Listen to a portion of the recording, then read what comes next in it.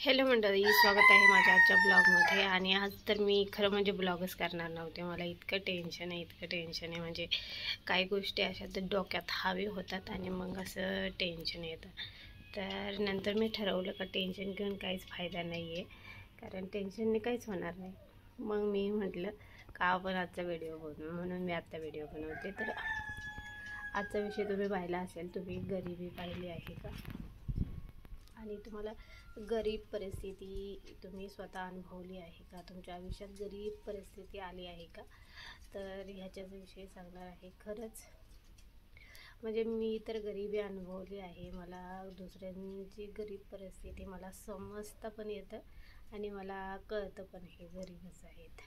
तर असंच झालं आहे. आमच्या इथं एक भाडेकरू आले, तुम्हाला तर माहिती माझा रूम भाड्याने गेला आहे. आणि त्या रूममध्ये एवढं आम्ही त्यांना पहिलं सांगितलं होतं, म्हणजे आम्ही सांगितलं होतं का सध्या काही काम राहिले त्याचं, तुम्हाला पण मी दाखवलं होतं त्याचे कामं किती किती राहिलेत. आणि त्याला दरवाजे पण नाही, त्याला खिडकी पण नाही. तर ते काय म्हटले, त्यांना ते पहिले जिथे राहत होते तिथून त्यांना काढलं आहे. म्हणजे तिथं त्यांचं काय प्रॉब्लेम, त्यांनी भांडण वगैरे केलं तिथं, तर त्यांना तिथं काढलं. आणि मग त्यांनी आम्हाला खूप विनवण्या केल्या, कधी आता आम्ही आहे तसं राहू. आम्ही म्हटलं होतं थोडा टाईम लागेल, कारण सध्या पैसे मॅनेज झाले तर आम्ही करू शकतो.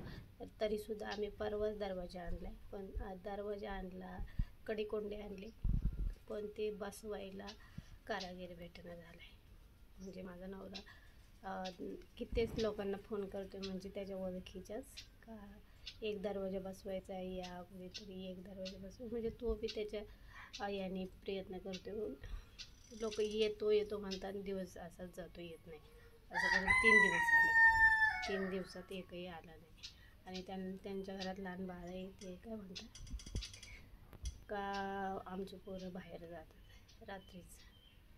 आता तुम्ही सांगा, आम्ही सांगितलं होतं थोडे दिवस तुम्ही ॲडजस्ट करा, तिथं पडदा वगैरे लावा. आम्ही पण प्रयत्न करतो, पण यशच येईना ना, असं झालं. तर आम्ही म्हटलं होतं पडदा लावा, तिथं काहीतरी करा, म्हणजे रात्रीचं अंधार होईल आणि पोरं तुमच्या आतमध्ये राहील. एवढी परिस्थिती गरीब. ते माणूस म्हणजे ज्यांना दिलं ते माणूस जाते सिक्युरिटीचा पगार तुम्हाला माहीत असेल, 20,000 आहे पगार.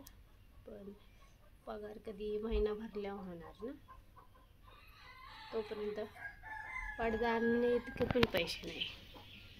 म्हणजे एवढी गरीब परिस्थिती असते.